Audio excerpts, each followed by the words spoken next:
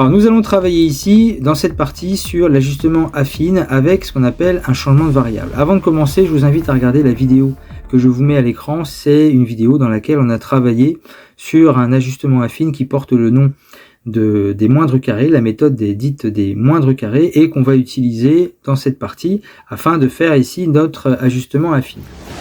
Alors, je vais vous présenter deux exemples. Voici le premier avec la situation suivante. Au cours d'une séance d'essai, un pilote automobile doit, quand il reçoit un signal sonore dans son casque, arrêter le plus rapidement possible son véhicule. Au moment du top sonore, on mesure la vitesse de l'automobile, puis la distance nécessaire pour arrêter le véhicule. Et pour 6 expériences, on a obtenu les résultats suivants. Donc, nous avons dans la première ligne ici la vitesse en km/h et la distance d'arrêt en mètres. Donc, par exemple, en roulant à 115 km/h, il a fallu 135,8 mètres pour que le véhicule s'arrête. Et donc, on nous demande tout d'abord de représenter cette donnée statistique à l'aide d'un nuage de points où la vitesse va être représentée sur l'axe des abscisses et la distance sera représentée sur l'axe des ordonnées. Et donc, voici le nuage de points obtenu, donc en plaçant en abscisse la vitesse, en ordonnée la distance. J'ai agrandi un petit peu mon axe des ordonnées pour pouvoir placer le dernier point. Et puis nous avons donc notre représentation ici du nuage. Donc la première question qu'on peut se poser, est-ce qu'on peut faire un ajustement affine au vu du graphique? Alors, on va dire que pour les premiers points, on pourrait se dire oui, ça suit une certaine progression en termes de droite, sauf que là je vous ai représenté un peu globalement l'évolution des points et on a l'impression plutôt que ça ressemble à ce qu'on appelle plutôt une parabole. Alors comme nous venons d'observer que apparemment nos points suivraient la progression d'une parabole, et comme une parabole en fait est liée au carré de sa variable, la variable ici étant la vitesse v, eh bien on va en fait poser une nouvelle variable qu'on va appeler x, et ce x sera égal à v au carré. C'est-à-dire que au niveau du tableau de données statistiques, on va conserver les distances, mais par contre, on va mettre au carré les vitesses. Donc c'est-à-dire que 27 va être mis au carré, 43 aussi, 62, 80, 98, 115, et nous obtenons comme nouvelle valeur donc les carrés, on obtient 729, 1849, 3844, 6400, 9604 et 13225. Et on va voir que dans cette statistique à deux variables, avec ces valeurs-là, on va avoir un ajustement affine. Alors pour vérifier qu'on peut bien effectuer un ajustement affine avec cette nouvelle donnée statistique, on va calculer le coefficient de corrélation qu'on a vu donc dans la vidéo dont je vous ai parlé. Donc dans ma calculatrice, j'ai rentré les valeurs et puis je vais demander de me calculer le coefficient de corrélation linéaire. Et on obtient environ 0,999. Ce nombre étant proche de 1, on peut donc considérer qu'un ajustement affine est justifié dans cette nouvelle donnée statistique. Et ainsi, on va déterminer l'équation de la droite qu'on appelle de régression, obtenue par la méthode des moindres carrés, de y en x. L'équation étant donnée directement à l'affichage que je viens de vous montrer, puisque le coefficient directeur A est égal à environ à 0,01 et B c'est environ moins 0,47. Donc nous aurons comme droite de régression, ajustement affine, l'équation y égale 0,01x moins 0,47. Et donc cette droite de régression, c'est elle qui s'ajuste au mieux aux données du tableau statistique qu'on a ici entre la variable x et la variable y. Nous avons y égale 0,01x moins 0,47. Et grâce à ça, on peut alors obtenir une relation d'estimation entre la vitesse et la distance. La distance, on rappelle, la distance d, c'est elle qui a été représentée donc sur l'axe des ordonnées, représentée d'ailleurs par la lettre y. Nous l'avons ici. Maintenant, au niveau de ce qu'on appelle changement de variable, c'est-à-dire que nous avons posé x qui était égal à v au carré. C'était les indications à la question 2, x correspond à la vitesse au carré. Ça veut dire que comme x est égal à v au carré, dans l'équation qui lie y et x, on remplace le x par v au carré et nous obtenons en fait une relation entre la distance d, qui est représentée par la lettre y, et la vitesse, avec la relation y égale 0,01 v carré moins 0,47. Donc maintenant que nous avons établi une relation entre notre vitesse et la distance d'arrêt, eh bien pour déterminer une estimation de la distance d'arrêt pour une vitesse de 150 km/h, on remplace v par 150, et notre distance d, représentée par la lettre y ici, eh bien sera égale à 0,01 fois 150 au carré, moins 0,47, et on trouve environ 224,5 mètres.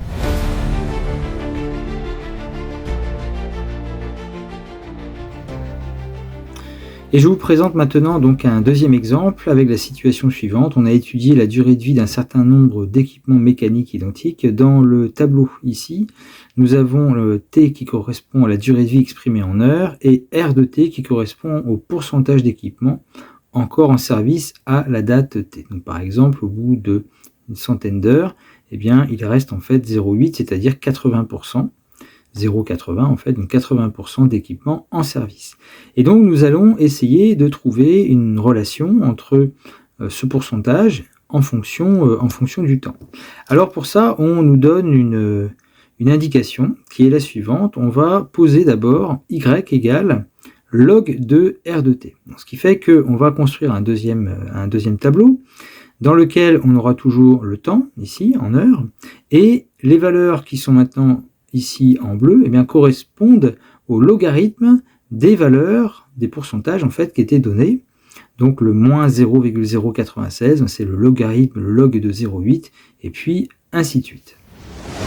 Alors avec ce changement de variable y égale log de R de T comme nous venons de faire, nous arrivons sur une nouvelle série statistique à deux variables, la variable T, elle, qui n'a pas changé, la variable Y dont on vient de déterminer les valeurs, et il se trouve que on obtient un coefficient de corrélation pour cette nouvelle série statistique, R qui est proche de moins 1, puisqu'il vaut environ moins 0,999. Alors ce résultat, eh bien, on l'obtient à la calculatrice.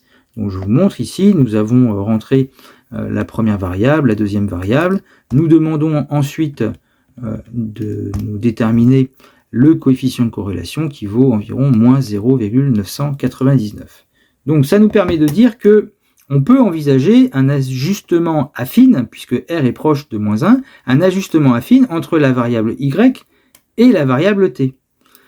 On obtient le résultat à la calculatrice. Alors, je vous remontre l'affichage avec A qui vaut alors moins 9 10 puissance moins 4 et B qui vaut moins 0,0126.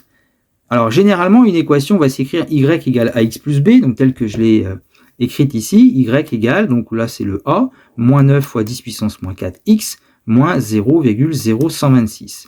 Sauf qu'ici, les variables sont t et y, donc on va plutôt écrire à la place de x la variable t, y égale moins 0,0009 t, moins 0,0126. Donc voilà la droite de régression de y en t, la relation en fait obtenue en ajustement affine entre la variable y et la variable t. Alors sauf que ici, nous cherchons en fait à trouver peut-être une relation d'approximation entre la variable t et la variable r. Or, entre y et r, nous avons ici notre changement de variable, y est égal à log de r de t. Alors comment on va réussir à trouver cette relation entre la variable t et la variable r? Eh bien, justement, en utilisant notre approximation affine faite entre la variable y et la variable t, et comme y est égal à log de r de t, nous avons déjà une relation où nous avons log de r de t qui est donc égal à moins 0,0009t moins 0,0126.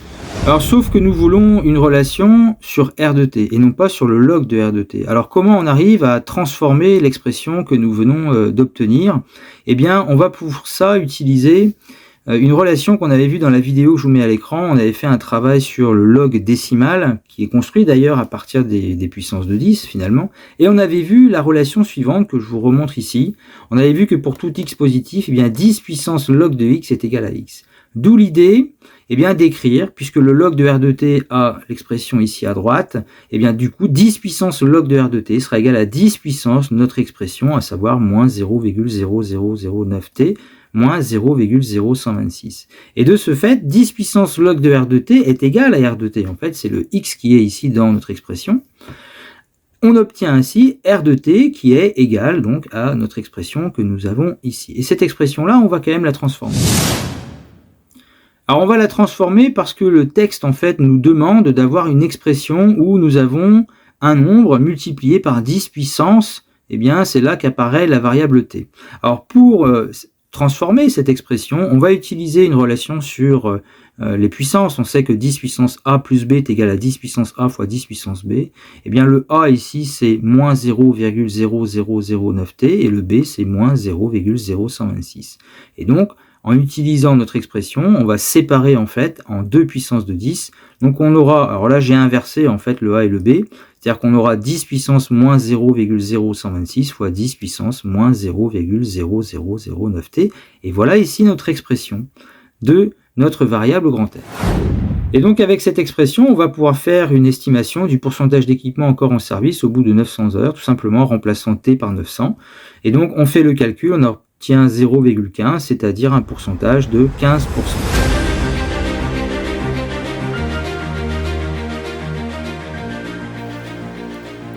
Et maintenant, je vous propose ici un exercice dans la situation suivante. Un chef d'entreprise a acquis un nouveau matériel pour la somme de 45 000 euros.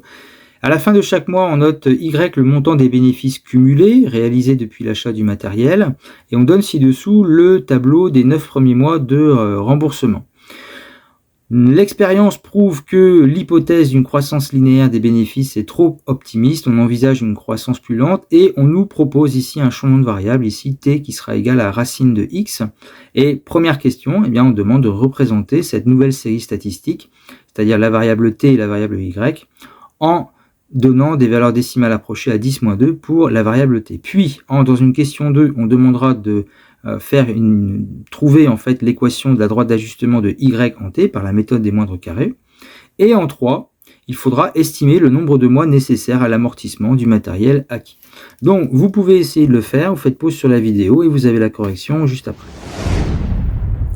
Donc en correction pour la première question, nous devons donc construire le tableau de la nouvelle série statistique à deux variables. Alors la deuxième variable ne change pas, c'est la variable y. Donc y ne change pas. La première variable maintenant qui s'appelle t correspond à la racine carrée de x. Donc on va pouvoir mettre les valeurs racine de 1, racine de 2, racine de 3, racine de 4, racine de 5 et ainsi de suite en arrondissant à deux chiffres après la virgule. Donc vous avez vos valeurs qui sont ici. Et on va s'apercevoir en utilisant la calculatrice qu'on va avoir un coefficient de corrélation qui va être proche de 1. Donc je vous montre justement ce résultat. Donc j'ai rentré la variable ici t, ici c'est la variable y. Ensuite, on demande le coefficient de corrélation qui vaut environ 0,997, donc qui va être proche de 1. S'il est proche de 1, eh bien ça justifie l'idée de faire un ajustement affine entre nos deux variables qui sont ici y et t. Donc on aura a pour le coefficient directeur de notre droite ici 6,45 ou 6,46, je mettrai 6,46, et b qui vaut environ moins 3,19 en arrondissant à deux chiffres après la virgule. Et donc notre équation va s'écrire y égale 6,46t moins 3,19 parce que nous sommes sur les deux variables y par rapport à t. Donc attention de ne pas mettre x ici, mais y en fonction de t. Et voilà notre équation de la droite de régression de y en t comme il était demandé dans l'exercice. Alors après, dans la dernière question, déterminer le nombre de mois nécessaires à l'amortissement du matériel. Si on reprend l'exercice, le matériel au départ, il a coûté 45 000 euros. Y représente le montant des bénéfices cumulés. Donc l'idée, c'est de savoir quand est-ce que ces bénéfices cumulés, le y, va être supérieur ou égal à 45 000. Afin de considérer que le matériel sera bien amorti, ou l'achat du matériel sera bien amorti. Et ce que nous cherchons, c'est x. Alors comment obtenir justement le nombre x en question? Eh bien, à l'aide de la relation que nous venons d'obtenir, à savoir qu'on sait que y est égal à 6,46t moins 3,19. Mais t correspond à la racine carrée de x. Et ici, nous avons maintenant une relation entre le rang du mois et justement le bénéfice cumulé. Et nous cherchons donc x pour que cette quantité y soit supérieure ou égale à 45. Alors nous arrivons ici donc sur une inéquation, on va chercher le x pour que 6,46 racine de x moins 3,19 soit supérieur ou égal à 45. Donc le moins 3,19 on le passe de l'autre côté, ça devient 48,19. Ensuite le multiplicateur 6,46, eh bien on va faire une division. Donc on obtient racine de x qui sera supérieur ou égal à 48,19 divisé par 6,46 qui vaut environ, bon j'ai arrondi à 7,45.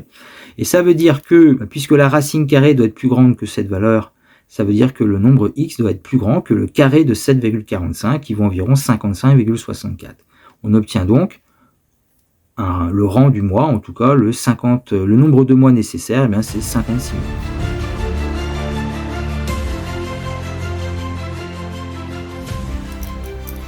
Alors je vous présente ici un autre exercice avec la situation suivante. Une entreprise envisage la fabrication d'un nouveau produit. Elle étudie la demande pour ce nouveau produit afin d'essayer de déterminer son prix de vente qui lui permettra d'obtenir la plus grande recette possible. Dans le tableau figure une partie des résultats d'une enquête réalisée pour déterminer le nombre d'acheteurs potentiels de ce nouveau produit en fonction de son prix de vente. Nous avons les résultats ici et on nous demande d'étudier cette série statistique en faisant un changement de variable avec la variable z qui sera égale à log de y. Donc première question, représenter sous forme de tableau la nouvelle série statistique qui sera x et z. Deuxième question, déterminer par la méthode de moindre carré une équation de la droite d'ajustement de z par rapport à x. Et ensuite, dans la question 3, eh bien, on devra en déduire une relation de y par rapport à x. Et dans la question 4, d'utiliser cette estimation pour déterminer le nombre d'acheteurs potentiels si le prix de vente est fixé à 400 €. Donc vous pouvez faire pause sur la vidéo, vous essayez de le faire, et puis je vous mets la correction juste après. Donc notre changement de variable z égale log de y, donc on va garder la première variable x qui ne change pas dans le tableau, et nous allons calculer les logarithmes des valeurs en fait y. Donc ici on aura log de 610, ensuite log de 475, le log de 390, le log de 320, le log de 235 et le log de 190. Je vous ai mis ici donc les valeurs approximatives approchées en fait à 10 puissance moins 3. Ensuite, pour avoir la droite de régression par la méthode des moindres carrés, on utilise la calculatrice. Donc dans la calculatrice, je vous montre qu'on a rentré les deux nouvelles variables, la variable x qui n'a pas changé, la variable ici z. Ensuite, on demande à la calculatrice, alors déjà de nous montrer la valeur de r qui vaut environ moins 0,997, donc qui est proche de moins 1. Comme elle est proche de moins 1, donc l'ajustement affine ici entre nos deux nouvelles variables eh bien, est justifié. L'équation entre z et x, il s'agit ici du tableau entre z et x, sera alors z égale moins 0,0016 x plus 3,09 puisque a vaut moins 1,6 10 puissance moins 3 et b vaut environ 3,09. Donc voilà notre équation qu'on appelle de z en x puisque les deux variables étudiées ici sont z par rapport à x. Alors maintenant que nous avons notre relation entre z et x, on va pouvoir récupérer l'expression de y, sachant que z est égal à log de y. Donc nous remplaçons dans cette relation z par log de y. Et nous allons utiliser le fait que 10 puissance log de a est égal à a pour tout nombre a positif afin de récupérer y en fonction de x. Donc nous écrivons 10 puissance log de y est égal à 10 puissance, mais à l'expression qui est ici, que j'ai réécrite. Nous avons donc 10 puissance log de y qui est égal à y et qui est égal, donc là on a vu la transformation dans cette partie, j'ai écrit 10 puissance 3,09 fois 10 puissance moins 0,0016x, ça c'est les relations sur les puissances, formule sur les puissances, et nous obtenons alors y environ égal, alors 10 puissance 3,09 ça vaut environ 1230, donc j'ai arrondi fois 10 puissance moins 0,0016x.